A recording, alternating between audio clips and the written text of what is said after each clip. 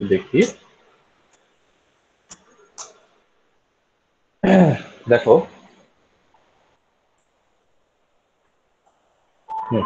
দেখো এই প্রোগ্রামটাতে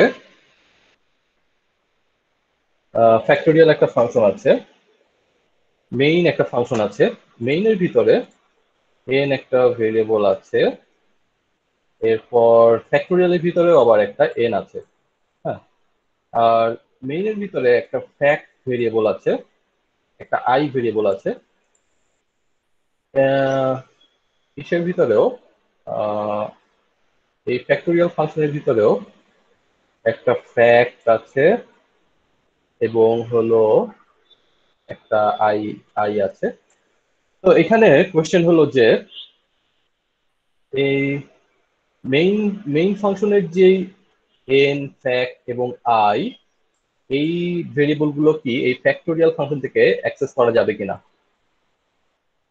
in other ওয়ার্ডস, যে এই প্রোগ্রামটা ঠিক মতো কাজ করবে কিনা। ঠিক আছে, মেইনের ভিতরে কিন্তু তুমি একটা ফ্যাক্ট ডিক্লেয়ার করেছো এবং একটা আই ডিক্লেয়ার করেছো। ফ্যাক্টোরিয়ালের ভিতরে কি কোথাও ফ্যাক্ট বা আই ডিক্লেয়ার করা দেখা যাচ্ছে? না স্যার। ফ্যাক্টোরিয়ালের ভিতরে ফ্যাক্ট বা আই ডিক্লেয়ার করা দেখা যাচ্ছে না, তাই না?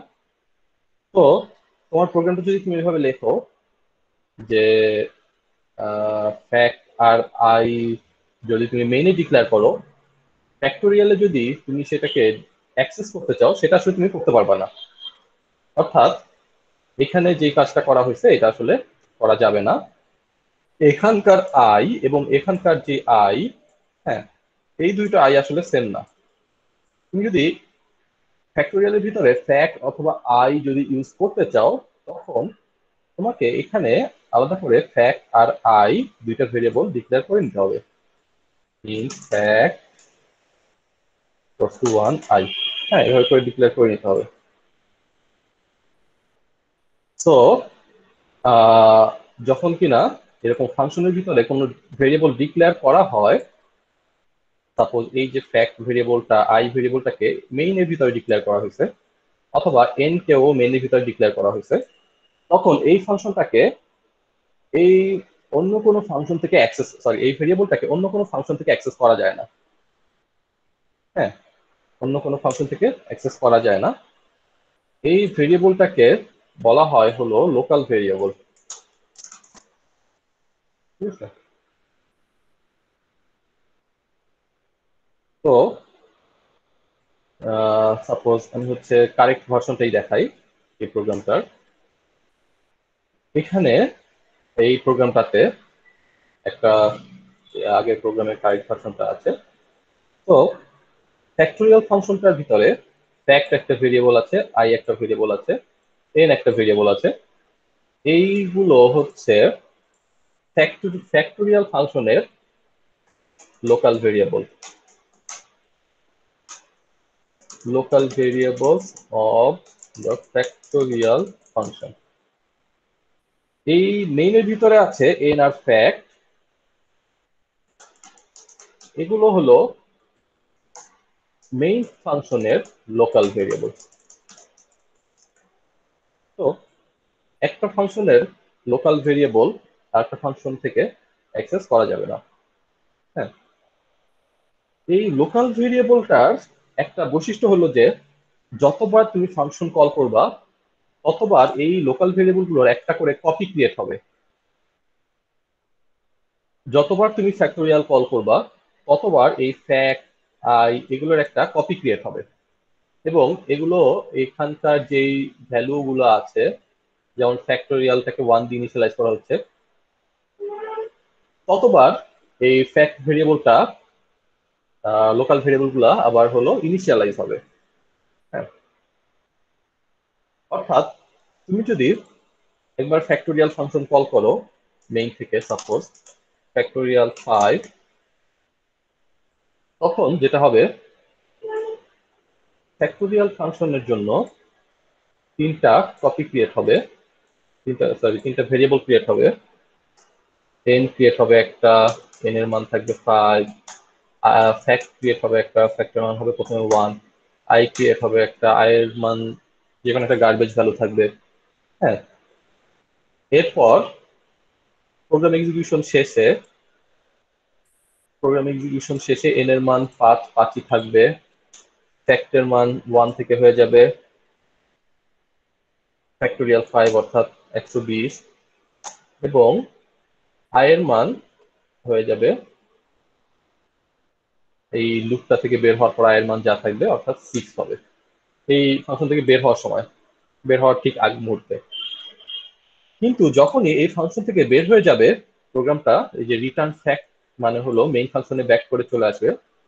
হ্যাঁ, মেইন ফাংশন হোক অথবা যে ফাংশন থেকে এই ফ্যাক্টরিয়াল ফাংশনকে কল করা হোক না কেন, এই ভেরিয়েবল গুলো সেই মুহূর্তেই ডেড হয়ে যাবে। ঠিক আছে, যখনই এরকম একটা ফাংশন থেকে বের হয়ে যাবে তখন সেই ফাংশনের যে লোকাল ভেরিয়েবল গুলো এগুলো অটোমেটিক্যালি ডিস্ট্রয়েড হয়ে যাবে। ঠিক আছে, ডিস্ট্রয়েড অটোমেটিক্যালি। তো এই লোকাল ভেরিয়েবল গুলো যখনই কল ফাংশন এক্সিকিউশন শুরু হয় তখন একটা কপি ক্রিয়েট হয়, যখন ফাংশন এক্সিকিউশন শেষ হয় তখন আবার ডিস্ট্রয় হয়ে যায়। সাপোজ এরপরে তুমি আবার কল করলা ফ্যাক্টোরিয়াল 10, তখন কি হবে, তখন আবার আরেকটা কপি ক্রিয়েট হবে n equals to 10, আচ্ছা 10 না দেই, ফ্যাক্টোরিয়াল 10 অনেক বড় হয়ে যাবে, i equals to what, হ্যাঁ n এর মান 6 থাকবে, ফ্যাক্টর মান হয়ে যাবে 720, ঠিক আছে, i মান হয়ে যাবে 7। তো দেখো ওই আবার যখন সেকেন্ড টাইম কল করতেছি তখন আবার একটা ফ্যাক্ট ডিক্লেয়ার হচ্ছে, আবার i ডিক্লেয়ার হচ্ছে। ফ্যাক্ট এবং i এর যে আগে যে মানগুলো ছিল এগুলো কিন্তু আর ইউজ হবে না, কজ এই ভেরিয়েবল গুলো অলরেডি ডিস্ট্রয়েড হয়ে গেছে। এরপর এখান থেকে 720 রিটার্ন করবে যখন, এই ভেরিয়েবল গুলো আবার ডিস্ট্রয়েড হয়ে যাবে। অর্থাৎ যখনই কোন একটা লোকাল ফাংশন থেকে এক্সিকিউশন শেষ হয়ে যায়, আই মিন যে কোনো একটা ফাংশন থেকে এক্সিকিউশন শেষ হয়ে যায় সেই ফাংশনের লোকাল ভেরিয়েবল গুলো অটোমেটিক ডিস্ট্রয় হয়ে যায়। সুতরাং এই কারণে এই লোকাল ভেরিয়েবল গুলোর আরেকটা নাম আছে, সেটা হলো অটোমেটিক ভেরিয়েবল। ঠিক আছে, তো এখন যদি আহ, আমরা হচ্ছে এরকম কোনো ভেরিয়েবল লিখতে চাই যেটা কিনা যে কোনো ফাংশন থেকে অ্যাক্সেস করা যাবে, এটা কি লেখা সম্ভব কিনা। সাপোজ যে কোনো ফাংশনের জন্য একটাই ভেরিয়েবলের কপি থাকবে এবং সেই ভেরিয়েবলটাকে যে কোনো ফাংশন থেকে অ্যাক্সেস করা যাবে, এরকম ফাংশন কি লেখা সম্ভব কিনা। এরকম ফাংশন যদি তুমি লিখতে চাও সেটা লেখা সম্ভব। ঠিক আছে, তো সেই ভেরিয়েবল গুলোকে বলা হয় গ্লোবাল ভেরিয়েবল। গ্লোবাল ভেরিয়েবল যে কোনো ফাংশন থেকে অ্যাক্সেস করা যায় এবং যে কোনো ফাংশনের আই মিন সব ফাংশনের বাইরে হলো গ্লোবাল ভেরিয়েবলটাকে ডিক্লেয়ার করা হয়। ঠিক আছে, তো সাপোজ এই আগের প্রোগ্রামটাতে এবার আমি করলাম কি যে এই সবগুলো ফাংশনের আগে একটা ভেরিয়েবল ডিক্লেয়ার করলাম int fact equals to 1। এবার এই ফ্যাক্ট ভেরিয়েবলটাকে মেইন থেকেও অ্যাক্সেস করা যাবে, আবার সরি মেইন থেকেও অ্যাক্সেস করা যাবে, আবার ফ্যাক্টোরিয়াল থেকেও অ্যাক্সেস করা যাবে। এই মেইনের ভিতরে নতুন করে আর ফ্যাক্ট ভেরিয়েবলটাকে ডিক্লেয়ার করা হয় নাই, ফ্যাক্টোরিয়ালের ভিতরেও ফ্যাক্ট ভেরিয়েবলটাকে নতুন করে ডিক্লেয়ার করা হয় নাই। এবং আরেকটা জিনিস যদি নোটিস করো, এই আগের যে প্রোগ্রামটা ছিল এই আগের প্রোগ্রামের ক্ষেত্রে ফ্যাক্টোরিয়াল ফাংশনটার রিটার্ন টাইপ কি ছিল বলতো। ফ্যাক্টোরিয়াল ফাংশনটার রিটার্ন টাইপ ছিল ইন্টিজার, তাই না। এই কারণ হ্যাঁ ফাংশনটার যে আউটপুট ফ্যাক্ট ভেরিয়েবলের ভ্যালুটা সেটা মেইন থেকে অ্যাক্সেস করা যাবে না ডিরেক্টলি, তাই না। কোন একটা ভেরিয়েবলের ভ্যালু তো অন্য একটা ফাংশন থেকে অ্যাক্সেস করা যায় না। তাহলে অন্য একটা ফাংশনে যদি তুমি ভ্যালু পাঠাইতে চাও, পাঠানোর ওয়ে কি, এক ফাংশন থেকে আরেকটা ফাংশনে যদি ভ্যালু পাঠাইতে চাও, পাঠানোর ওয়ে হচ্ছে রিটার্ন স্টেটমেন্ট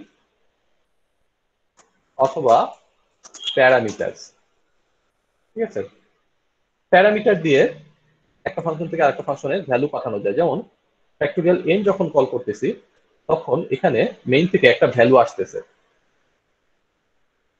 আবার রিটার্ন স্টেটমেন্ট দিয়ে ভ্যালু রিটার্ন করা যায়। যেমন এখানে যখন রিটার্ন ফ্যাক্ট লিখতেছি আমি, এই রিটার্ন ফ্যাক্ট এর মাধ্যমে ফ্যাক্টের ভ্যালুটা মেইনের ভিতরে এখানে এসে রিসিভ হচ্ছে। তো এই দুইটা ওয়েতে আমরা দেখছি যে একটা ফাংশন থেকে একটা ফাংশনে কিভাবে ভ্যালু পাঠানো যায়। তো আরেকটা ওয়েতে ভ্যালু পাঠানো যায় যেটা আমরা দেখবো সেটা হচ্ছে গ্লোবাল ভেরিয়েবল। যদি তুমি এই ফ্যাক্টোরিয়াল ফাংশনের ভিতরে কোনো গ্লোবাল ভেরিয়েবলের ভ্যালু চেঞ্জ করো, সেই চেঞ্জটা মেইন ফাংশন বলো বা যে কোনো ফাংশনই বলো, সেই ফাংশনের ভিতরে রিফ্লেক্ট করবে। ঠিক আছে?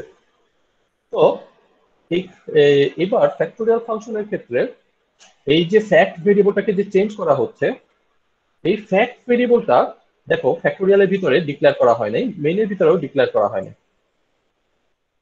তাহলে মেইনের ভিতরে এই লাইনে যখন প্রোগ্রাম এক্সিকিউশন মেইনটা শুরু হলো, এই মোমেন্টে ফ্যাক্টের ভ্যালু কত? এই মোমেন্টে ফ্যাক্টের ভ্যালু হলো 1, কজ 1 দিয়ে ভ্যালুটাকে ইনিশিয়ালাইজ করা হয়েছে গ্লোবাল ভেরিয়েবলটাকে। স্যার, হ্যাঁ বলো। স্যার এনে ভয়েডটা কি জন্য দেওয়া হয়েছে? ভয়েড মানে মানে ভয়েড এটা। আচ্ছা হ্যাঁ, ভয়েডটা কেন দেওয়া হয়েছে? ভয়েড মানে হলো যে ফাংশনটা কিছু রিটার্ন করে না, কোনো ভ্যালু রিটার্ন করে না। এখন ফ্যাক্টোরিয়াল তো একটা আউটপুট দিবে, তাই না? ফ্যাক্টোরিয়ালের তো ইন্টিজার হওয়া উচিত রিটার্ন টাইপ, কিন্তু এখানে কেন আমি ভয়েড দিলাম? কারণ হলো যে গ্লোবাল ভেরিয়েবল আসলে রিটার্ন করা লাগে না।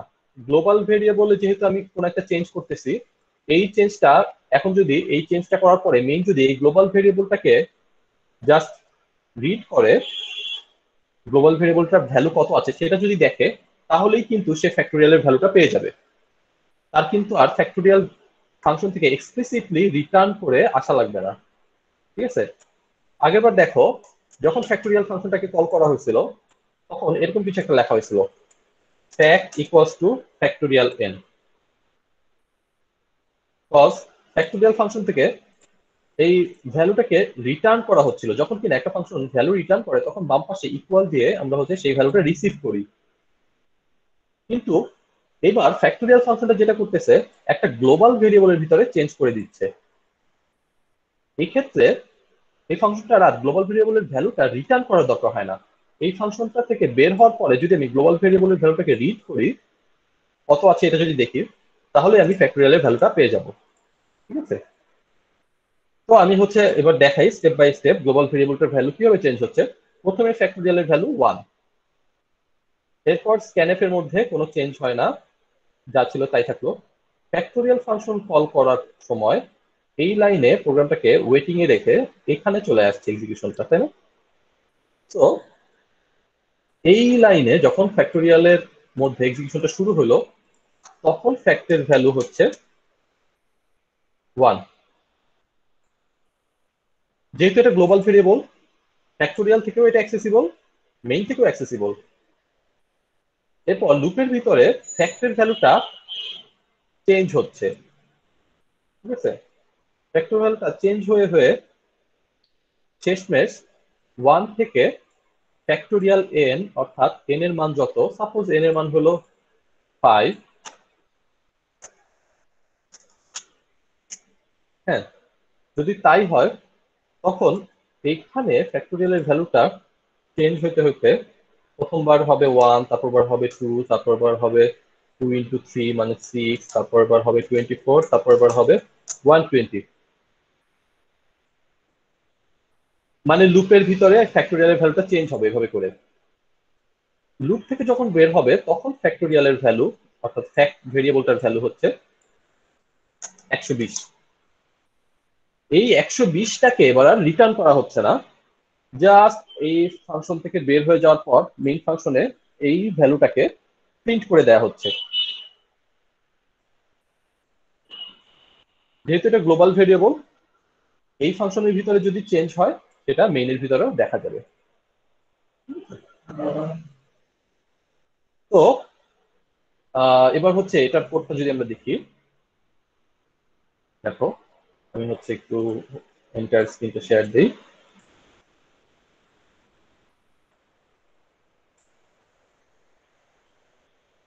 তো এই ফ্যাক্টোরিয়াল ভেরিয়েবলটাকে এখানে সরি ফ্যাক্ট ভেরিয়েবলটাকে মেইনের ভিতরে, মেইনের আগে, একদম যে কোনো ফাংশনের আগে ডিক্লেয়ার করা হয়েছে। এখানে ডিক্লেয়ার করার কারণে যে কোনো ফাংশন থেকে এটাকে অ্যাক্সেস করা যাবে। ঠিক আছে, আমি হচ্ছে এটার এক্সাম্পল, কাউন্টার এক্সাম্পল হিসেবে এখানে একটু দেখাই। যদি এরকম হয় যে সাপোজ একটা ভেরিয়েবল আই কে ডিক্লেয়ার করা হলো মেইনের ভিতরে, তখন এই ভেরিয়েবলটা কিন্তু এই অন্য কোনো ফাংশন থেকে অ্যাক্সেস করা যাবে না। ডিক্লেয়ার করলে সেটা আলাদা কপি হবে, কিন্তু মেইনের ভিতরে এই ভেরিয়েবলটাকে কিন্তু অ্যাক্সেস করা যাবে না। দেখো এখানে একটা এরর দিচ্ছে যে আই ভেরিয়েবলটা ডিক্লেয়ার্ড না। হ্যাঁ, আই আনডিক্লেয়ার্ড, কারণ আই হচ্ছে মেইনের ভেরিয়েবল, আই কে এই ফাংশনটা চিনে না। তো এটা ছিল লোকাল ভেরিয়েবল। আর এটাকে যদি আমি গ্লোবাল হিসেবে ডিক্লেয়ার করি, তখন এটাকে মেইন থেকেও অ্যাক্সেস করা যাবে, এই ফাংশন থেকেও অ্যাক্সেস করা যাবে। যদি রান করি তাহলে দেখবো যে মেইনের ভিতরে প্রথমে i = 5 ছিল, এরপর এটাকে প্রিন্ট করা হলো।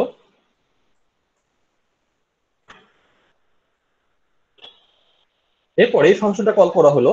এই ফাংশনের ভিতরে i এর মানটাকে প্রথমে প্রিন্ট করা হয়েছে, i এর মান ছিল 5। প্রিন্টএফ ফাংশনের ভিতরে i এর মান, তারপর i এর মানটাকে চেঞ্জ করে 3 করে দেওয়া হলো। এরপর আবার মেইনের ফাংশনের ভিতরে আবার প্রিন্ট করা হলো 3। মেইনের ভিতরে যখন প্রিন্ট করলাম তখনও দেখতেছি 3।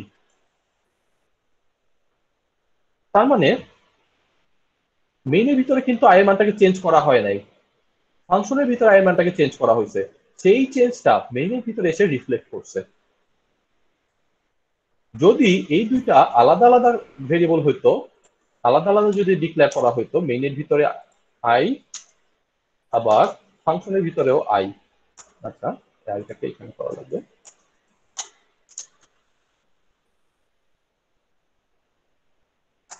i যদি দেই তাহলে প্রথমবার এখানে একটা গার্বেজ ভ্যালু আসবে, তারপর 3 আসবে। হ্যাঁ, আমি হচ্ছে দেখি আলাদা আলাদা ডিক্লেয়ার করছি, অথবা i = 5 দেই, মেইনে যেভাবে ডিক্লেয়ার করেছি সেভাবেই দিলাম।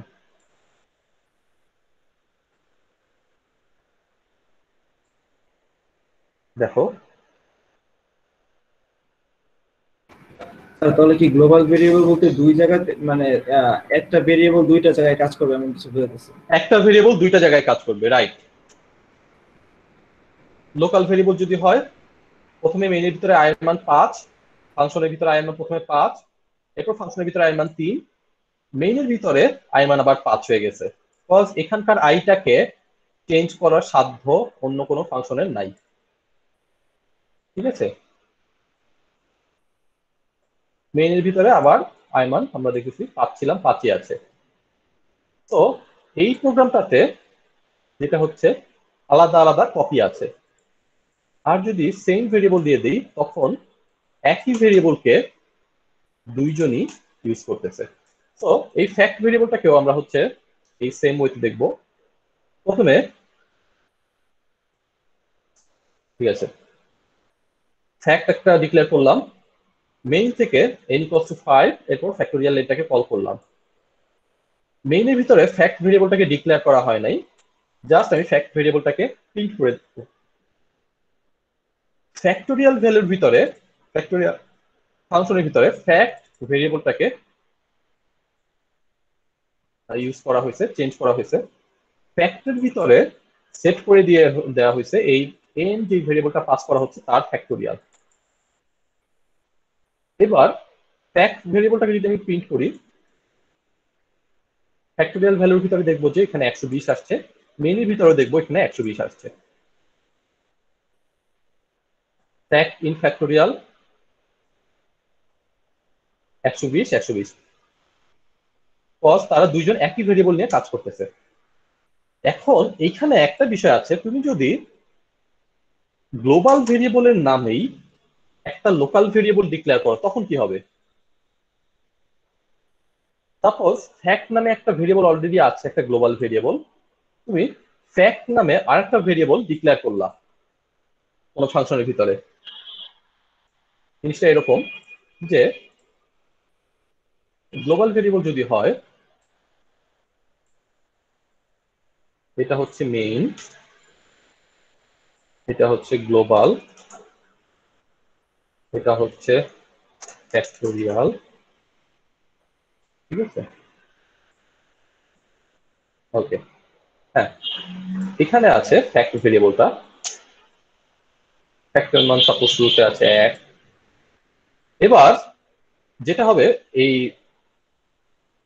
ফ্যাক্টোরিয়াল ফাংশনটা কি করতেছে, এই ফ্যাক্ট ভেরিয়েবলটাকে চেঞ্জ করে দিতেছে। ফ্যাক্টোরিয়াল ফাংশনটা থেকে যখন বের হইতেছে তখন এই ফ্যাক্ট ভেরিয়েবলটা চেঞ্জ হয়ে যাচ্ছে, ইনফ্যাক্ট ফ্যাক্টোরিয়ালের ভিতরেই চেঞ্জ হচ্ছে।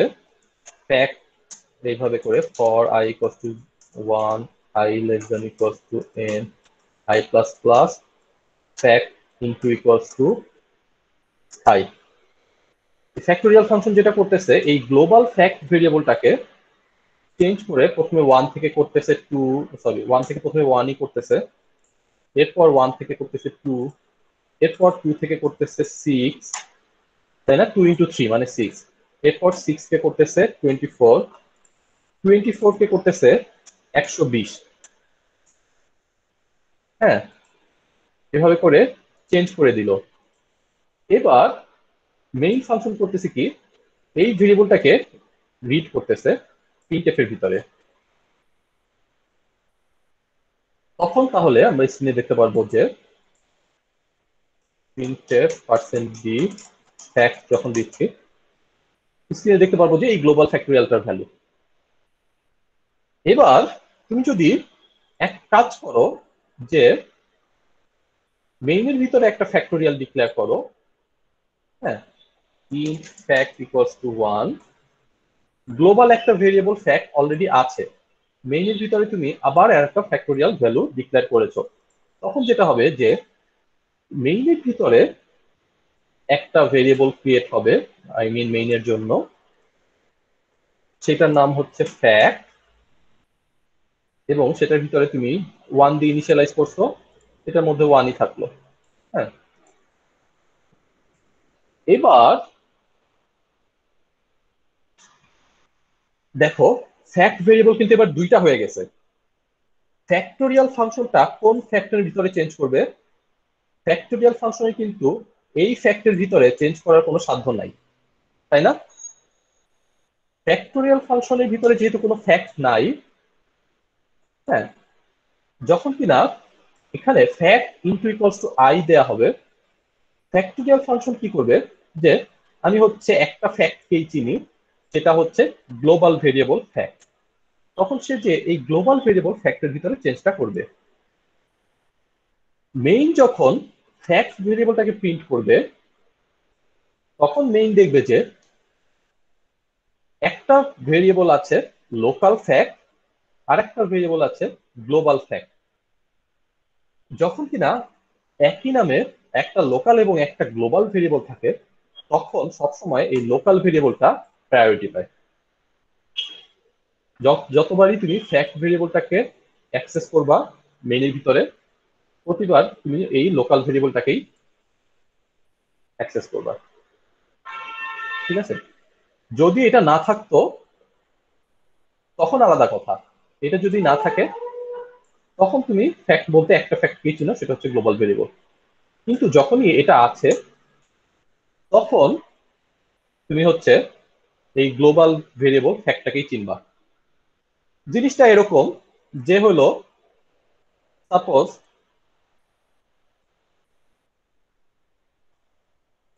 সাপোজ এটা হচ্ছে ঢাকা, এটা হচ্ছে কুষ্টিয়া। ঢাকায় একটা মিরপুর আছে, কুষ্টিয়ায় একটা মিরপুর আছে। ঢাকার লোক মিরপুর বলতে ঢাকার মিরপুরই চিনবে, কুষ্টিয়ার লোক মিরপুর বলতে কুষ্টিয়ার মিরপুর চিনবে। এখন যদি এমন হয় যে ঢাকায় একটা ধানমন্ডি আছে, কুষ্টিয়ায় কোনো ধানমন্ডি নাই, তাই না? কুষ্টিয়ায় কি কোনো ধানমন্ডি আছে? তাহলে কি হবে? কুষ্টিয়ার মানুষও ধানমন্ডি বলতে এই ধানমন্ডিই চিনবে। মানে এরকম যে যে জিনিসটা হলো একটাই আছে, সেই জিনিসটা হলো গ্লোবাল, সেই ক্ষেত্রে গ্লোবালটা কাজ হয়। আর যে ক্ষেত্রে একটা লোকাল জিনিস আছে তখন সবসময় এই লোকালটা বেশি প্রায়োরিটি পায়। ওকে, তাহলে আহ, এই হচ্ছে গ্লোবাল এবং লোকাল ভেরিয়েবল। আমি হচ্ছে এটাকে লোকাল ভেরিয়েবল দিয়ে একটু প্রিন্ট করে দেখাই। int fact equals to 1 factorial n fact in main fact, ঠিক আছে? সো এবার যেটা হচ্ছে, যদিও একটা গ্লোবাল ভেরিয়েবল আছে ফ্যাক্ট নামে, আমি মেইনের ভিতরে আবার একটা ফ্যাক্ট ডিক্লেয়ার করছি। এবার যদি আমি প্রিন্ট করি, আমি হচ্ছে এটাকে ছাড়া একবার প্রিন্ট করে দেখছি যে দুইটাই হচ্ছে 120 আছে। ফ্যাক্টোরিয়াল ফাংশনের ভিতরে 120, মেইন ফাংশনের ভিতরেও 120। কিন্তু যদি মেইনের ভিতরে আমি আবার আরেকটা ফ্যাক্ট ডিক্লেয়ার করি, তখন যেটা হবে, ফ্যাক্টোরিয়ালের ভিতরে 120 থাকবে ঠিকই, মেইনের ভিতরে মেইনের যে লোকাল ভেরিয়েবল ফ্যাক্ট আছে সেটার ভ্যালুটাই শুধুমাত্র দেখা যাবে।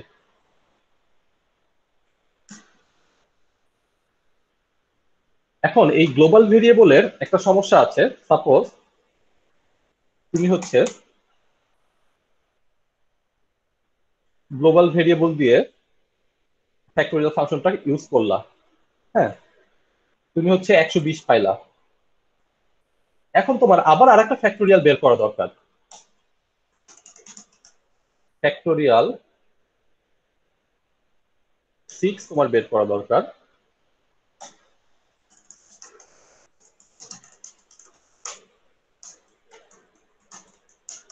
ফ্যাক্টোরিয়াল 6 এর ভ্যালু কত? ফ্যাক্টোরিয়াল 6 এর ভ্যালু আমরা জানি 720। কিন্তু এটা যদি তুমি এই গ্লোবাল ভেরিয়েবল দিয়ে যদি ডিক্লেয়ার কল করো, তখন একটা ঝামেলা আছে। কজ আমি হচ্ছে রান করে দেখাই, দেখো ফ্যাক্টোরিয়াল 6 আসার কথা 720, কিন্তু ফ্যাক্টোরিয়াল 6 আমাকে দেখাচ্ছে 86,400। এটার কারণটা কি? কারণ হলো যে যখন তুমি একটা লোকাল ভেরিয়েবলের ভিতরে কোনো একটা জিনিস ইনিশিয়ালাইজ করো, তখন কিন্তু যতবার ফাংশন কল হবে ততবার জিনিসটা ইনিশিয়ালাইজ হবে।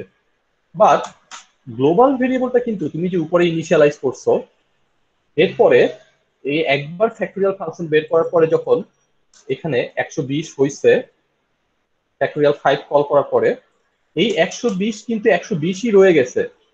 পরের বার যখন তুমি ফ্যাক্টোরিয়াল 6 কল করতেছো, তখন সে কিন্তু এখানে 120 থেকে গুণ করা শুরু করছে, ঠিক আছে? 120 ইন্টু 1, 120 ইন্টু 2, সরি, হ্যাঁ 120 ইন্টু 2 ইকুয়ালস টু 240, তারপর 240 ইন্টু 3 ইকুয়ালস টু 720, ঠিক আছে? এইভাবে করে হচ্ছে সে করতেছে কাজটা।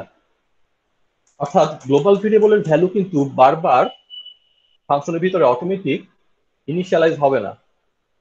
তো গ্লোবাল ভেরিয়েবল ইউজ করার ক্ষেত্রে আসলে একটু সতর্ক থাকতে হবে যে ফাংশন কল করার আগে গ্লোবাল ভেরিয়েবলের যেই ভ্যালুটা থাকা দরকার সেটা আছে কিনা, এটা হচ্ছে সতর্কতার সাথে রাখতে হবে। আর হলো যে গ্লোবাল ভেরিয়েবল ইউজ করার ক্ষেত্রে তুমি হচ্ছে একটা ফাংশনে, একটা প্রোগ্রামে বিভিন্ন জায়গায় বিভিন্নভাবে ফাংশন কল হয়। তো কখন কোন ফাংশনে আসলে ভেরিয়েবলটার ভ্যালু চেঞ্জ হয়ে গেছে এইটা ট্র্যাক করা একটু মুশকিল। তো যে সকল ক্ষেত্রে এরকম আউটপুট এবং ইনপুট দিয়ে কাজটা করা যায়, ইনপুট এবং আউটপুট দিয়ে ইজিলি কাজটা করা যায়, এ সকল ক্ষেত্রে গ্লোবাল ভেরিয়েবল ইউজ করা উচিত না।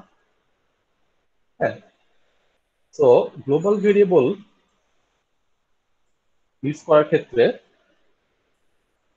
তুমি যদি এরকম একটা ফাংশন যদি ইউজ করতেছো যে এখানে তুমি একটা ইনপুট দিবা, এখানে তুমি একটা আউটপুট পাবা, সেক্ষেত্রে আসলে গ্লোবাল ভেরিয়েবলটা ইউজ করার কোনো দরকার নাই।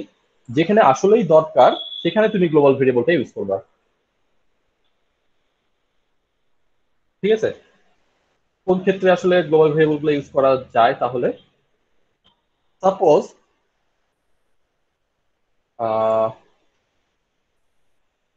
তুমি হচ্ছে পুরো প্রোগ্রাম ওয়াইজ কোন একটা স্টেট মেনটেন করতেছো।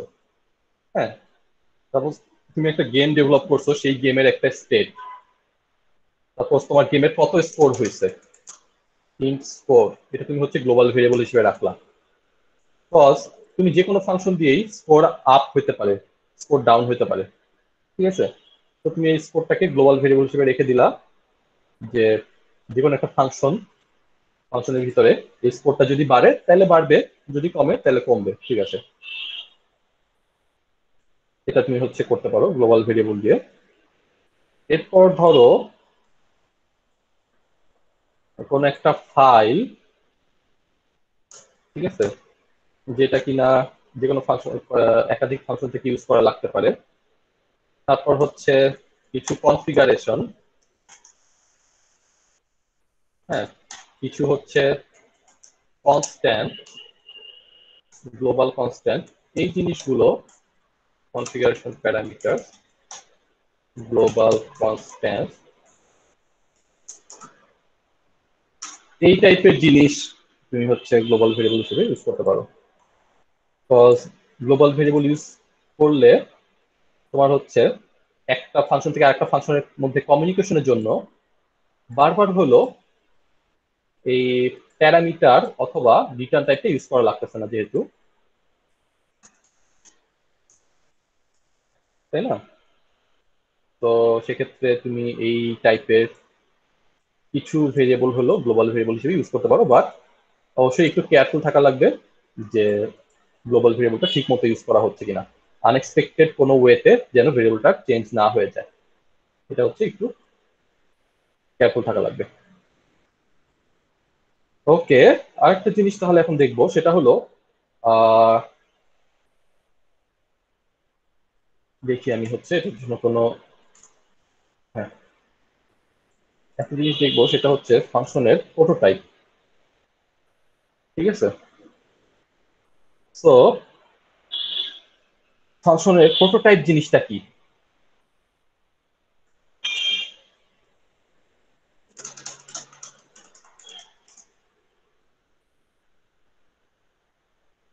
ও, গ্লোবাল ভেরিয়েবলের ক্ষেত্রে আরেকটা বিষয় আছে, আমি হচ্ছে যেটা মিস করে গেছি।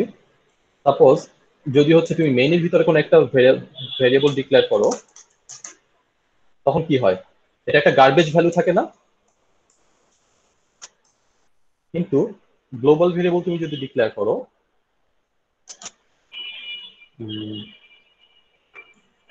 ভেরিয়েবল, তখন এটা আসলে গার্বেজ হয় না, তখন এটা হচ্ছে জিরো দিয়ে ইনিশিয়ালাইজ হয়। ঠিক আছে? তো এটা একটা ডিফারেন্স। যখন তুমি মেইনের ভিতরে বা অন্য কোনো ফাংশনের ভিতরে কোনো ভেরিয়েবল ডিক্লেয়ার করবা, ফ্যাক্ট হোক অথবা ভেরিয়েবল নাম দিলা, যা খুশি নাম দিলা, তখন সেটা গার্বেজ ভ্যালু দিয়ে ইনিশিয়ালাইজ হবে। আর তুমি যখন হলো গ্লোবাল ভেরিয়েবল হিসেবে ডিক্লেয়ার করবা, যদি তুমি কোনো একটা ভ্যালু দাও তখন তো সেটা ইউজ হবে, আর যদি না দাও তখন জিরো দিয়ে ইনিশিয়ালাইজ হবে। এটা হচ্ছে একটা ডিফারেন্স। ওকে, তো এই প্রোটোটাইপ জিনিসটা কি? দেখো, একটা ভেরিয়েবল যখন ইউজ করা হয় তখন ভেরিয়েবলটাকে ডিক্লেয়ার করা লাগে, তাই না? int x, এটা দিয়ে তুমি যখন ডিক্লেয়ার করো এরপরে তুমি হচ্ছে ভেরিয়েবলটাকে অ্যাক্সেস করতে পারবা। x = 5 printf %b x। But একটা ফাংশনকে যখন আমরা ইউজ করছি তখন কিন্তু ফাংশনটাকে ডিক্লেয়ার আসলে করি নাই আমরা। হ্যাঁ, সাপোজ আমি হচ্ছে এটাকে আপাতত বাদ দিই।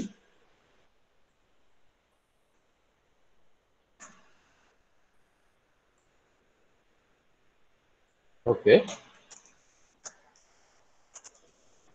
I am function f2। হ্যাঁ, সাপোজ f2 একটা ফাংশন আছে, এই f2 ফাংশনটাকে তুমি হচ্ছে এটা ঠিক আছে, f2 ফাংশনটাকে তুমি মেইন থেকে কল করতেছো। তো ফাংশনটাকে কিন্তু কল করা যাচ্ছে, ঠিক আছে। এখন এটা হলো একটা লিমিটেশন আছে যে একটা ফাংশন থেকে আরেকটা ফাংশনকে যে কল করতেছো তুমি, বা মেইন থেকে যে কোনো একটা ফাংশনকে কল করতেছো, এইটা তুমি যদি যেই ফাংশনটাকে কল করতেছো সেটা যদি মেইনের উপরে লেখা থাকে, হ্যাঁ, উপরে যদি মেইনের উপরে যদি সেটাকে লেখা থাকে বডিটা, তখন সেটাকে উইদাউট এনি ওয়ার্নিং কল করা যাবে। একই জিনিস সাপোজ তুমি জাস্ট এই ফাংশনটাকে মেইনের নিচে লিখে দিলা, ঠিক আছে, তখন দেখবা যে এই ফাংশনটাকে কল করতে গেলে তুমি একটা ওয়ার্নিং পাবা। হ্যাঁ, তো এখানে বলতেছে যে ইমপ্লিসিট ডিক্লারেশন অফ f2, ঠিক আছে, আবার বলতেছে conflicting types of for f2। তো এই ধরনের কিছু আনএক্সপেক্টেড কিছু ওয়ার্নিং পাবা যদি তুমি কোন একটা ফাংশনকে পরে ডিফাইন করো মেইনের। হ্যাঁ, তো যদি তুমি এই ওয়ার্নিংটা দূর করতে চাও তখন তোমাকে যেটা করতে হবে, ফাংশনটাকে আগে ডিক্লেয়ার করতে হবে। দেখো, কোন একটা ভেরিয়েবলকে হচ্ছে এখানে লিখি,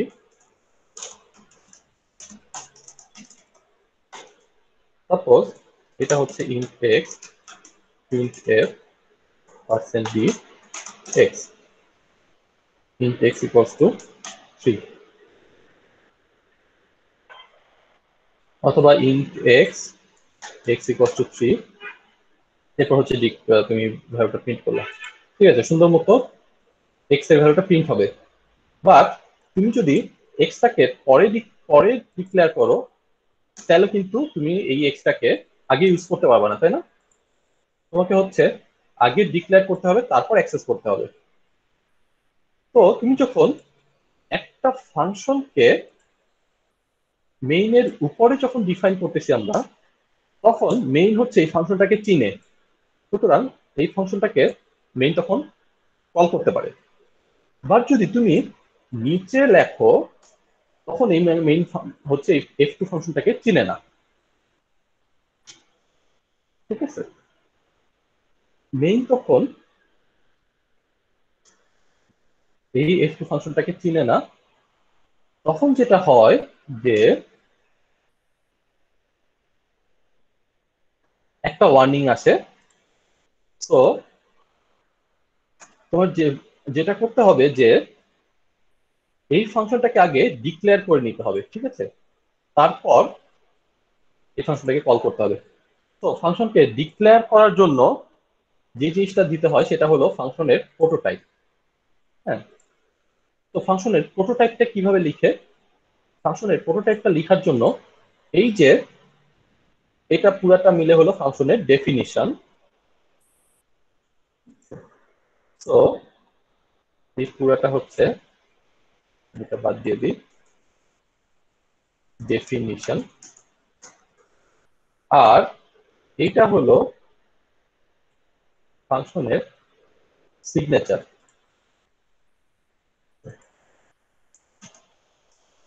তো এই সিগনেচারটাকেই আলাদাভাবে তুমি যদি লিখো এবং একটা সেমিকোলন দিয়ে দাও, তখন সেটা হবে ফাংশনের প্রোটোটাইপ বা ডিক্লারেশন।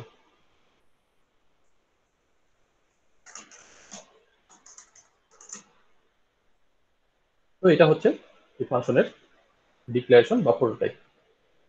তো একটা ফাংশনকে তুমি যদি এভাবে নিচে ডিফাইন করো তখন সেটার আগে একটা প্রোটোটাইপ দিতে হয়। এই প্রোটোটাইপটা সাপোজ হচ্ছে এখানে দিতে পারি ভয়েড f2 ভয়েড এভাবে, তখন দেখবা যে ওয়ার্নিংটা আর দিচ্ছে না। অথবা এই এই প্রোটোটাইপটাকে তুমি হচ্ছে কোন একটা ফাংশনের ভিতরেও দিতে পারো।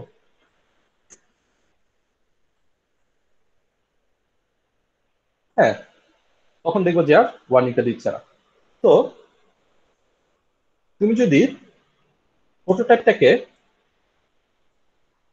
এখানে দাও তাহলে যেটা হবে যে এই ডিক্লারেশনটা যে কোনো ফাংশনের উপর ভ্যালিড হবে। সাপোজ এই f2 ফাংশনটাকে অন্য কোনো একটা ফাংশন কল করতেছে, হ্যাঁ, সেও তখন অটোমেটিক এই ডিক্লারেশনটা পেয়ে যাবে যে হ্যাঁ এই f2 নামে একটা ফাংশন আছে। আর যদি না হয়, তুমি যদি এটাকে মেইনের ভিতরে প্রোটোটাইপটা দাও, তখন শুধুমাত্র মেইন ফাংশনই এই ফাংশনটাকে চিনবে। অন্য ফাংশন থেকে তুমি যদি আবার কল করতে যাও তখন আবার সেখানে ওয়ার্নিং হওয়ার চান্স থাকবে। ঠিক আছে, তো এটা হচ্ছে প্রোটোটাইপ। তো আগে যেটা করা হতো যে এই প্রত্যেকটা ফাংশনেরই আসলে প্রোটোটাইপটা দেওয়ার হচ্ছে নিয়ম ছিল।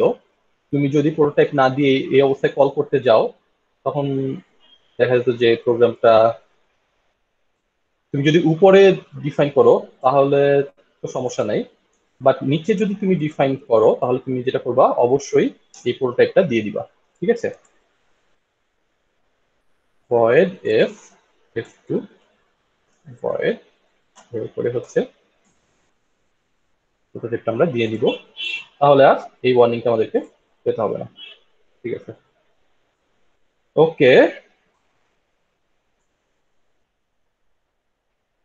এই প্রোটোটাইপ জিনিসটা আমরা দেখলাম। এবার আমরা যেটা দেখবো যে তুমি যদি এখন একটা ফ্যাক্টোরিয়াল ফাংশন হয় তাহলে কি করবা। ফ্যাক্টোরিয়াল ফাংশন হলে ফ্যাক্টোরিয়াল আছে কিনা একটু দেখি।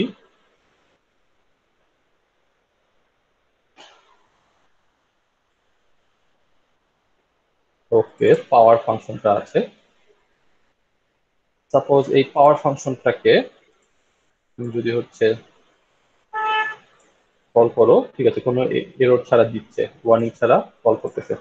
তুমি যদি এটাকে নিচে ডিক্লেয়ার করো, মেইনের ডিফাইন করো, তখন একটা ওয়ার্নিং দিবে। হ্যাঁ, তো এই ওয়ার্নিংটা দূর করতে হলে তোমাকে যেটা করতে হবে উপরে এই প্রোটোটাইপটা দিতে হবে। ঠিক আছে, তো এই প্রোটোটাইপটার দেওয়ার জন্য যেটা করতে হয় যে কিছু বেসিক নিয়ম আছে। সাপোজ তুমি হচ্ছে একটা ফ্যাক্টোরিয়াল ফাংশনের প্রোটোটাইপ লিখলা, factorial int n int I fact equals to 1 for I equals to 1 I less than equals to n I plus plus fact into equals to I return fact। হ্যাঁ, so main থেকে এই ফাংশনটাকে তুমি call করলা,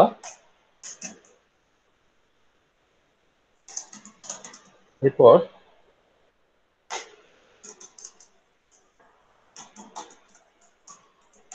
হ্যাঁ ঠিক আছে, তো এই ফ্যাক্টোরিয়ালটাকে তুমি যদি নিচে লিখো তখন আসলে প্রোটোটাইপটা দেয়া লাগবে। তো এই প্রোটোটাইপ দেওয়ার ক্ষেত্রে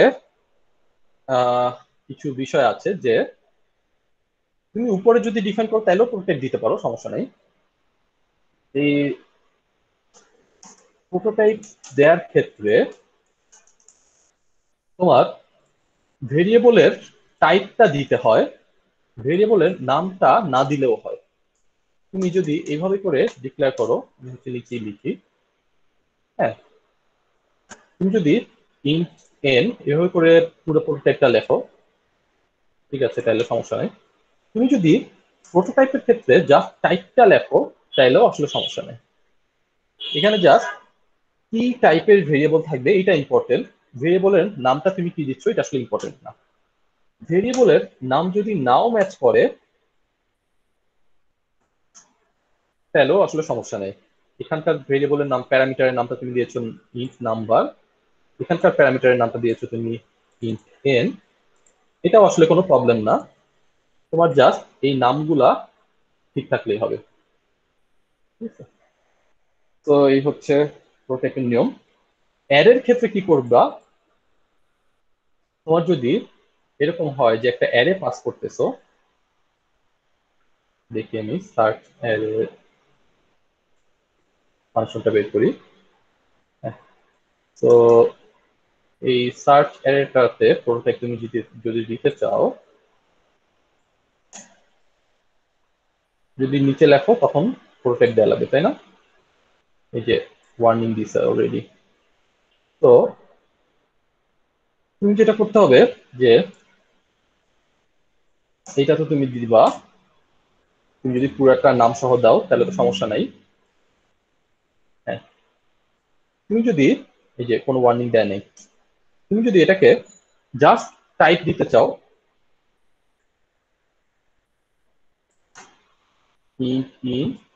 অ্যারের ক্ষেত্রে তোমাকে টাইপটা দেওয়ার ক্ষেত্রে ইন্ট স্কোয়ার ব্র্যাকেট এভাবে দিতে হবে।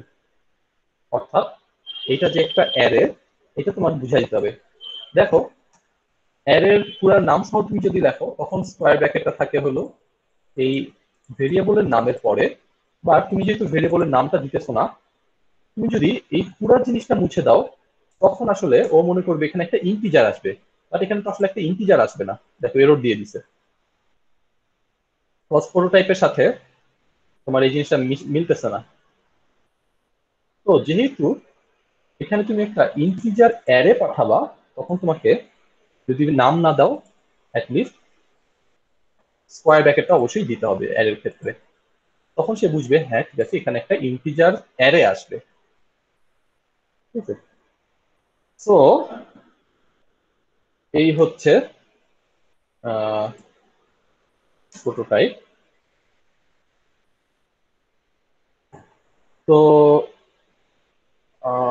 প্রোটোটাইপের পরে এখন আমরা যেটা দেখবো সেটা হলো, বলছিলাম যে আজকে রিকার্শনটা দেখবো আমরা। তো রিকার্শনটা আমরা একটু দেখি। রিকার্শন জিনিসটা কি? রিকার্শন জিনিস হলো যখন কিনা একটা ফাংশন নিজেকেই নিজে কল করে, calling a function from the function itself. ঠিক আছে, তো যখন কিনা একটা ফাংশন নিজেকেই নিজে কল করে তখন সেটাকে বলা হয় হচ্ছে রিকার্শন। দেখো জিনিসটা এরকম যে একটা ফাংশন লিখলা যে প্রিন্ট মি, এই প্রিন্ট মির ভিতরে কি করে, একটা প্রিন্ট স্টেটমেন্ট আছে, আই এম হিয়ার, এরপরে আবার সে নিজেকে নিজে কল করে। হ্যাঁ, এটা হচ্ছে একটা রিকার্সিভ ফাংশন। এখানে ভয়েড দিতে হবে, void print me, printf I am here, আবার প্রিন্ট মি। তো এই যখন একটা ফাংশন নিজেকে নিজে কল করে তখন এখানে কিছু একটা ব্যাপার আছে।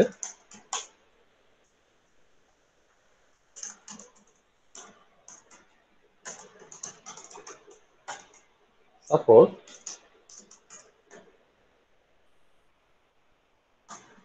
এখানে এই void print me printf I am here, এরপর আবার প্রিন্ট মি। এই প্রিন্ট মি ফাংশনটা প্রথমবার কল হচ্ছে মেইন থেকে, ঠিক আছে? এই এখানকার, ঠিক আছে, আমি এটা নিচেই লিখি, মেইন থেকে প্রথমবার কল হচ্ছে প্রিন্ট মি। প্রিন্ট মি ফাংশনটাকে থেকে আবার প্রিন্ট মি কল হচ্ছে। প্রথমবার এখানে ওয়েটিং এ রেখে প্রোগ্রামটা প্রিন্ট মি এর ভিতরে ঢুকলো, এই লাইনটা প্রিন্ট হলো, প্রিন্টেড, ঠিক আছে, কনসোলে একটা লাইন প্রিন্ট হলো। এরপর আবার প্রিন্ট মিতে কল হলো, এই লাইনে ওয়েটিং এ রেখে তাহলে প্রোগ্রামটা আবার এই প্রিন্ট মিতে আসলো, আবার প্রিন্টএফ এর ভিতরে এটা কল হলো, প্রিন্টএফ এগেইন, আমি লিখি সেকেন্ড টাইম। এরপর আবার প্রিন্ট মি কল হলো, প্রিন্ট মি যখন কল হবে তখন এখানে আবার ওয়েটিং এ হলো সেকেন্ড টাইম। প্রিন্ট মির ভিতরে ঢোকার পরে আবার প্রিন্টএফ কল হলো, প্রিন্টএফটা তাহলে থার্ড টাইম কল হলো। এরপর আবার প্রিন্ট মি কল হলো, ওয়েটিং থার্ড টাইম, ঠিক আছে? এইভাবে করে একটা জিনিস, একটা ফাংশন বারবার কল হচ্ছে তো হচ্ছেই, ঠিক আছে? এই ক্ষেত্রে এই প্রিন্ট মি ফাংশনটা নিজেকে নিজে বারবার কল করতেই থাকবে। অর্থাৎ এক্ষেত্রে যেটা হচ্ছে যে একটা ইনফাইনাইট লুপের মতো কাজ করতেছে এই প্রিন্ট মি ফাংশনটা। I am here, I am here, I am here, I am here, ঠিক আছে? হ্যাঁ বলো। কি প্রোটোটাইপ ইউজ করা যাবে? এই ফাংশনের ক্ষেত্রে প্রোটোটাইপ ইউজ করা যাবে কিনা বুঝি নাই, চ্যাটে দিয়েছো তুমি কিছু? না স্যার, বলতেছি যে এই ফাংশনে কি প্রোটোটাইপ ইউজ করা যাবে? হ্যাঁ, প্রোটোটাইপ ইউজ করা যাবে। তুমি হচ্ছে তাহলে প্রোটোটাইপটা কিভাবে দিবা, ভয়েড প্রিন্ট মি ভয়েড, এভাবে করে দিবা আর কি, ঠিক আছে? এই প্রোটোটাইপটা দিবা, ওকে। তো দেখো এই প্রিন্ট মি খালি, সরি, আই এম হিয়ার খালি কল হচ্ছে, তো প্রিন্ট হচ্ছে তো হচ্ছেই। এই ফাংশনের ক্ষেত্রে যেটা হচ্ছে এটা একটা ইনফাইনাইট লুপের মতো কাজ করতেছে, ঠিক আছে? তো এখন একটা ফাংশন একটা ফাংশনকে যদি কল করে আর যদি সেটা বারবার এরকম চলতেই থাকে তাহলে তো জিনিসটা ইউজফুল হলো না, তাই না? এক সময় না এক সময় তো জিনিসটাকে স্টপ করতে হবে, বোঝা গেল? যখন একটা লুপ আমরা লিখি তখন কি করি, ধরো একটা for loop i equals to 0, i less than equals to n, i plus plus, এরপরে ভিতরে কিছু একটা জিনিস আমরা লিখতেছি। এই লুপটা থেকে এক সময় না এক সময় তো আমাকে বের হতে হবে, এই জন্য এই কন্ডিশনটা তো আমরা দিচ্ছি, তাই না? এখানে লুপ থেকে বের হওয়ার জন্য একটা কন্ডিশন দিতে হয় না? আবার জিনিসটা এভাবেও লেখা যায়, তারপর যদি তুমি একটা হোয়াইল লুপ, ইনফাইনাইট লুপ লিখো, স্টিল তোমাকে কিন্তু এখানে কোন একটা কন্ডিশনের উপর বেস করে লুপটা থেকে বের হওয়াই লাগবে, তাই না? নাহলে তো জিনিসটা বারবার চলতেই থাকবে।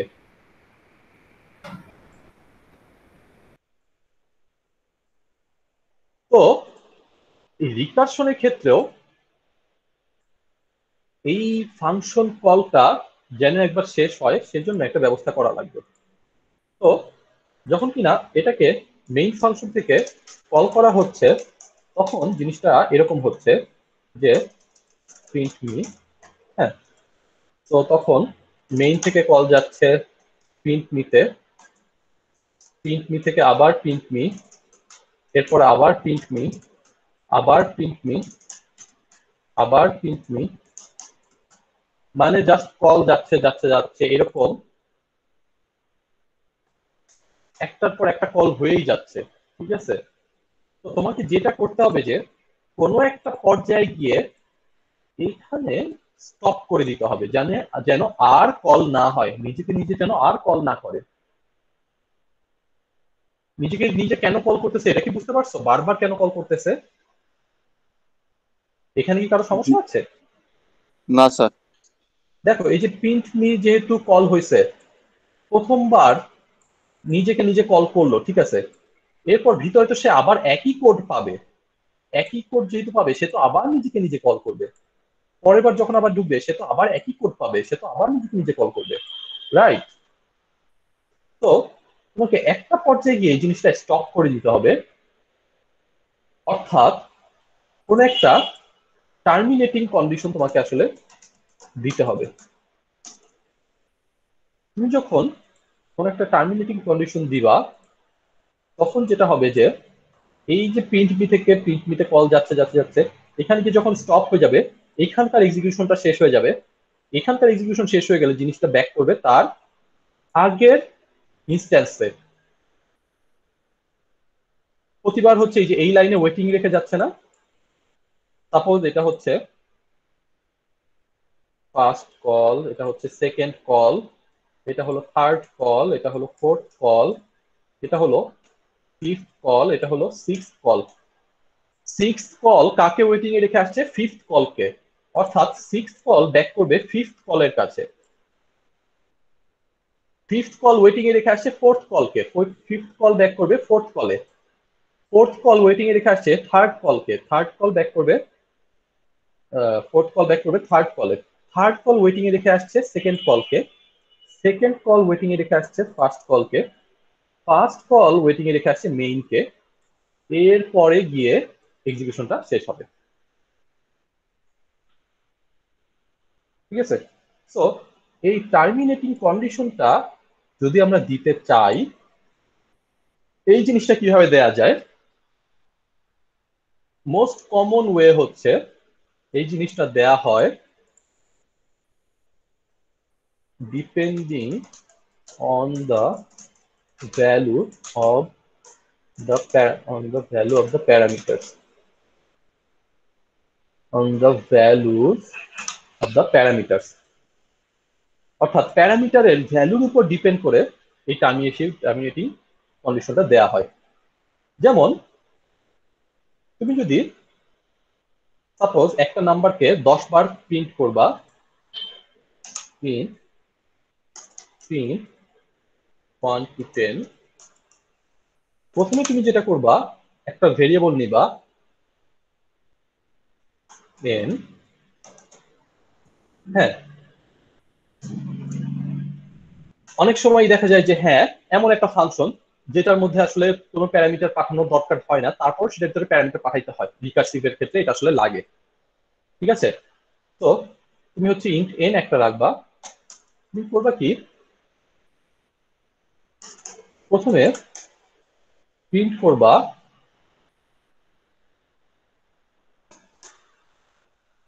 %d n, n এর মানটা প্রথমে প্রিন্ট করলা, এরপর তুমি যেটা করবা, চেক করবা n এর মানটা কত, মিন ইকুয়াল ইকুয়াল 10, যদি 10 হয়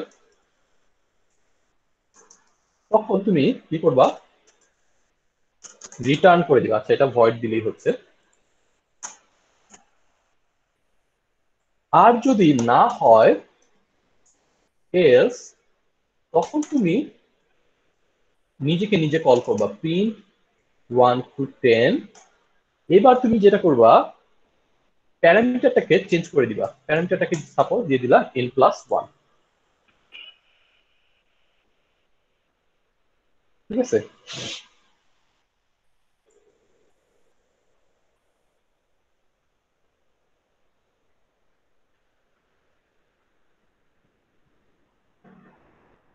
অথবা এই কাজটা আরেকভাবে করা যায়, যে যদি 10-এর থেকে বড় কোনো একটা নাম্বার আছে, ইফ n গ্রেটার দ্যান 10, তখন তুমি হচ্ছে রিটার্ন করে দিবা। আর যদি না হয় তখন তুমি প্রথমে নাম্বারটাকে প্রিন্ট করবা %d n, এরপর তুমি হচ্ছে প্রিন্ট 1 to 10, এখানে n+1 পাঠিয়ে দিবা।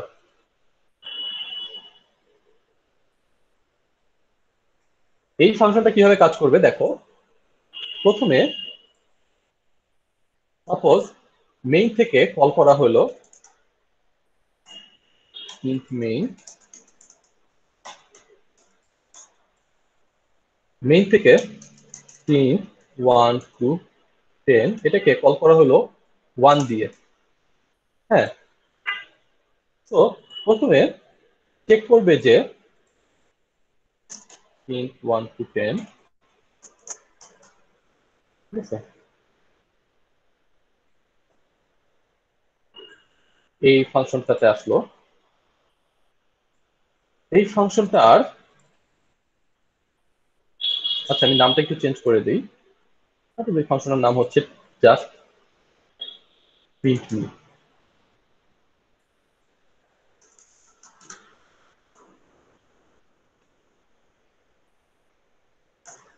প্রিন্ট মি, হ্যাঁ।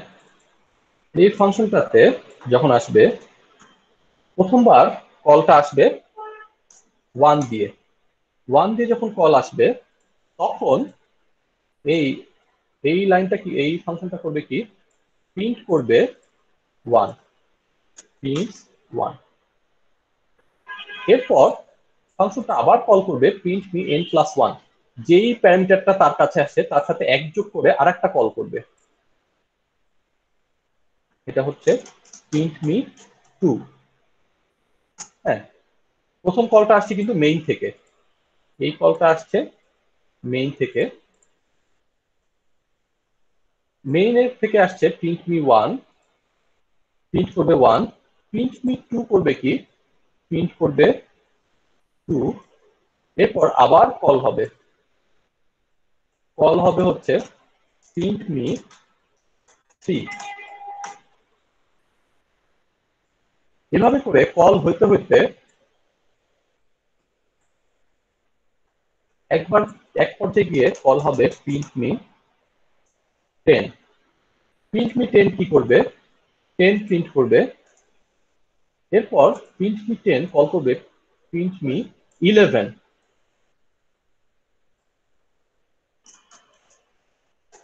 দেখো n এর মান যখন 11 অর্থাৎ 10 এর চেয়ে বেশি, তখন কিন্তু ফাংশনটা নিজেকে আর নিজে কল করতেছে না, তাই না? যখন n এর মান 10 এর বেশি হয়ে যাচ্ছে তখন ফাংশনটা রিটার্ন করে দিতেছে, অর্থাৎ নিজেকে আর নিজে কল করতেছে না এবং কিছু প্রিন্টও করতেছে না। সুতরাং এই পর্যায়ে গিয়ে এটাই হচ্ছে তার terminating condition.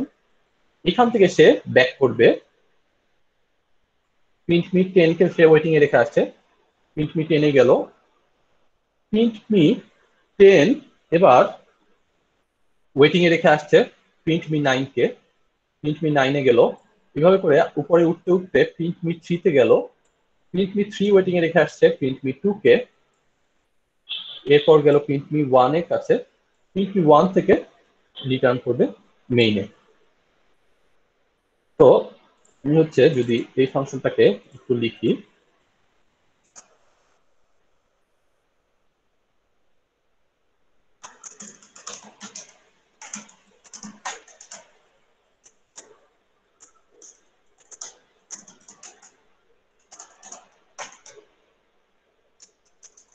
if n greater than 10 তাহলে রিটার্ন, আর যদি না হয় তাহলে n কে প্রিন্ট করবে, নিজেকে আবার নিজে কল করবে, print main print me 10, sorry 1, 1 থেকে 10 পর্যন্ত সেগুলো প্রিন্ট করতেছে।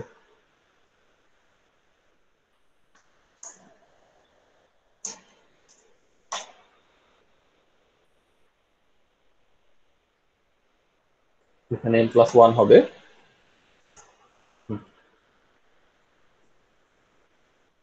তো আমরা দেখতে পাচ্ছি 1 থেকে 1 2 3 4 5 6 7 8 9 10 এভাবে করে প্রিন্ট হচ্ছে, ঠিক আছে। কারণ এক পর্যায়ে গিয়ে আমি জিনিসটাকে স্টপ করে দিছি, ফাংশনটা নিজেকে নিজে কল করবে ঠিক আছে, বাট কোনো একটা কন্ডিশন দিতে হবে, যেই কন্ডিশনে গিয়ে সে আর নিজেকে নিজে কল করবে না। সেই কন্ডিশনটাই হলো আমার এই প্রোগ্রামের ক্ষেত্রে n যখন 10 এর চেয়ে বেশি হয়ে যাবে তখন সে আর নিজেকে নিজে কল করবে না। আর না হলে সে নিজেকে নিজে কল করবে ঠিক আছে, বাট প্রতিবার প্যারামিটারটা চেঞ্জ হয়ে যাবে। প্রথমবার যখন প্রিন্ট মি এর ভিতরে আসবে, ফার্স্ট টাইম এন এর মান হলো 1, এরপর এখান থেকে n প্লাস 1 করে দিছি। হ্যাঁ, n+1 যেহেতু, অর্থাৎ সেকেন্ড কলে n হচ্ছে 2, থার্ড কলে n হচ্ছে 3। এইভাবে করে এক পর্যায়ে গিয়ে n এর মান যখন 11 হবে, তখন কিছু প্রিন্ট না করেই ব্যাক করা শুরু করবে। হ্যাঁ, প্রিন্ট মি 1, এটা হচ্ছে ফার্স্ট কল, তারপর প্রিন্ট মি 2, এটা হলো সেকেন্ড কল, প্রিন্ট মি 3, এটা হলো থার্ড কল। এভাবে করে এক পর্যায়ে গিয়ে print me 10, print me 11। Print me 11 আর কাউকে কল করে না, তখন সে হচ্ছে এখানে শেষ, সে হচ্ছে ব্যাক করবে প্রিন্ট মি 10 এর কাছে। প্রিন্ট মি 10 আবার ব্যাক করবে তার আগে, তার আগে ব্যাক করতে করতে print me 3, print me 2, print me 1, print me 1 থেকে ব্যাক করবে মেইনের কাছে। ঠিক আছে? তো এখানে এই যে ট্রিটা আমরা দেখাচ্ছি, যে 1 2 3 এভাবে করে একই ফাংশনের বিভিন্ন ইনস্ট্যান্স একটার পর একটা কল হচ্ছে। একটা ফাংশনেরই একটা ইনস্ট্যান্স থেকে, এই যে first call, second call, third call যে বলতেছি, এগুলো হলো এক একটা ইনস্ট্যান্স। হ্যাঁ, এর প্রত্যেকটা ইনস্ট্যান্সের জন্য তাদের আলাদা আলাদা ভেরিয়েবলের কপি আছে। হ্যাঁ, এবং এরা হলো যে যতক্ষণ পর্যন্ত না একটা ফাংশনের ইনস্ট্যান্সের এক্সিকিউশন শেষ হচ্ছে, ততক্ষণ পর্যন্ত সেই ভেরিয়েবলের কপিগুলা অ্যালাইভ থাকতেছে। এখন এই ইনস্ট্যান্স গুলা সেভ থাকে হলো স্ট্যাকের ভিতরে। র্যামের ভিতরে স্ট্যাক নামে একটা জিনিস আছে। যখন কিনা আমরা এরকম একটা নেস্টিং দেখেছিলাম, মেইন থেকে এফ ফাংশন কল হচ্ছে, F1 কল হচ্ছে, F1 থেকে আবার F2 কল হচ্ছে, তখন একটা জিনিস বলছিলাম যে স্ট্যাকের মধ্যে এই জিনিসগুলা সেভ থাকে, যে কোথায় ব্যাক করতে হবে। হ্যাঁ, তখন বলছিলাম যে প্রথমে হচ্ছে নিচে থাকে স্ট্যাকের ভিতরে মেইন, এরপরে থাকে F1, তারপর থাকে F2। হ্যাঁ, F1 এর কত নাম্বার লাইন, কত নাম্বার লাইনে ব্যাক করতে হবে এই জিনিসটা থাকে বলছিলাম। মেইনের কত নাম্বার লাইনে ব্যাক করতে হবে এই জিনিসটা থাকে বলছিলাম। মেইনের 5 নাম্বার লাইনে ব্যাক করতে হবে, F1 এর সাপোজ 4 নাম্বার লাইনে ব্যাক করতে হবে। এই জিনিসগুলো হলো আমরা বলছিলাম। হ্যাঁ, এর পাশাপাশি এদের যে ভেরিয়েবল গুলা, এই ভেরিয়েবল গুলাও এই স্ট্যাকের ভিতরে থাকে। n, সাপোজ n এর একটা মান আছে, n equals to 5, মেইন এর ভিতরে n এর মান আছে n equals to 3, I equals to 7। এই জিনিসগুলো স্ট্যাকের ভিতরে থাকে, n equals to 5, I equals to 3। হ্যাঁ, তো যখন কিনা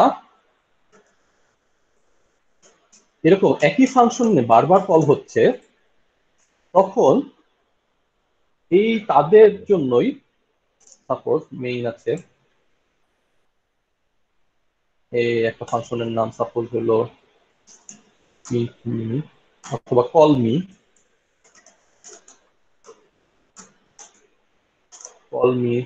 নিজেকেই আবার নিজে কল করতেছে,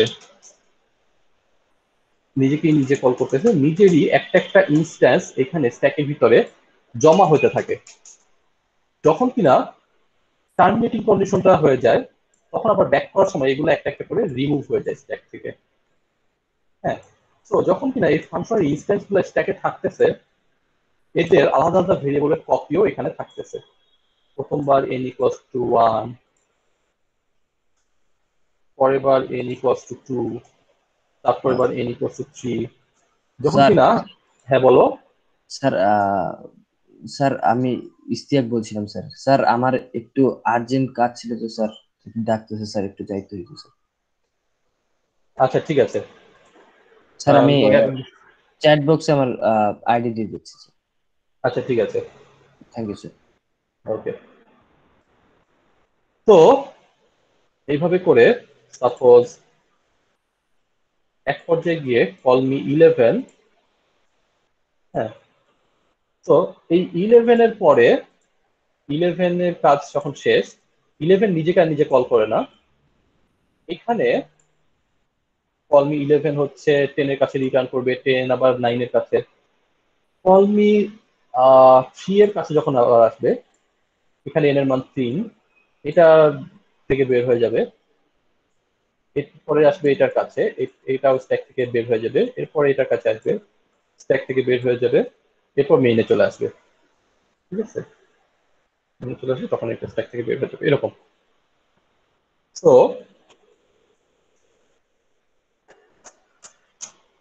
এই হচ্ছে কিভাবে একটা ফাংশন আরেকটা ফাংশন নিজেকে নিজে কল করে। এখন একটা প্রবলেম দেখবো, সেটা হচ্ছে ফ্যাক্টোরিয়াল। ফ্যাক্টোরিয়াল ফাংশনটাই আমরা লুপ ইউজ না করে যেটা করব, যে ফ্যাক্টোরিয়াল একটা রিকার্সিভ ফাংশন লিখে কল করব। Suppose in factorial in n, এটা হচ্ছে আমার রিকার্সিভ ফাংশন। ঠিক আছে, তো যেটা করব, ইন্ট মেইন, মেইন থেকে সাপোজ ফ্যাক্টোরিয়াল 5 কল করা হলো, তখন ফ্যাক্টোরিয়ালের একটা রিকার্সিভ ডেফিনিশন আমরা প্রথমে লিখি। ফ্যাক্টোরিয়াল n ইকুয়ালস টু, সংক্ষেপে লিখি, n into factorial n minus 1, তাই না? এরকম একটা রিকার্সিভ ডেফিনিশন আছে, factorial n equals to n into factorial n minus 1। এই ফর্মুলাটা আমরা দেখে আসছি, অর্থাৎ 1 ইন্টু 2 ইন্টু 3 ইন্টু 4 ইন্টু 5, এটা হচ্ছে ফ্যাক্টোরিয়াল 5। তো আমাদের যদি ফ্যাক্টোরিয়াল 4 থাকে, 1 2 3 4, এটা হচ্ছে ফ্যাক্টোরিয়াল 4। ফ্যাক্টোরিয়াল 4 এর সাথে 5 গুণ করে দিলেই ফ্যাক্টোরিয়াল 5 পাওয়া যায়। এটা হচ্ছে factorial 4 into 5 equals to factorial 5। তো এই কন্ডিশনটাই আমরা এখন লিখব, যে অর্থাৎ রিটার্ন করে দিব, এভাবে লিখি, int stack equals to factorial n minus 1 return fact n into factorial n minus 1 return fact। অর্থাৎ ফাংশনটা নিজেকেই নিজে কল করবে। এখানে একটা জিনিস মিসিং আছে, কি জিনিস বলতো?